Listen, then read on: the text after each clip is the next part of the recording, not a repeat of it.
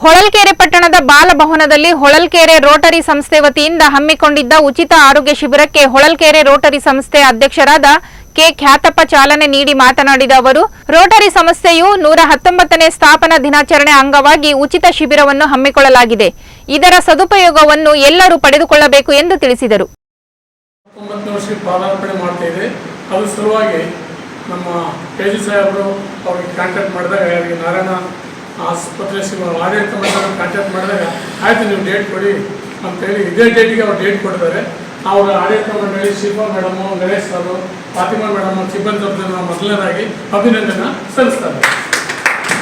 ಹಾಗೂ ಈ ಕಾರ್ಯಕ್ರಮಕ್ಕೆ ಒಂದು ಫೋನಿನ ಕರೆ ಮೇರೆಗೆ ನಮ್ಮ ಪತ್ರಿಕೆ ಮಿತ್ರರು ಬಂದರೆ ಅವ್ರಿಗೂ ಸಹ ನಾನು ಅಭಿನಂದನೆ ಸಲ್ಲಿಸ್ತಾ, ಇಲ್ಲಿ ಬಂದಂಥ ಪೇಷಂಟ್ಗಳು ಇದು ನಾರಾಯಣ ಹೃದಯ ಹಾಸ್ಪಿಟಲ್ ಅಂದರೆ ತುಂಬ ಹೆಸರುವಾಸಿಯಾಗಿದೆ. ಎಲ್ಲರೂ ಸದುಪಯೋಗ ಪಡ್ಕೋಬೇಕು.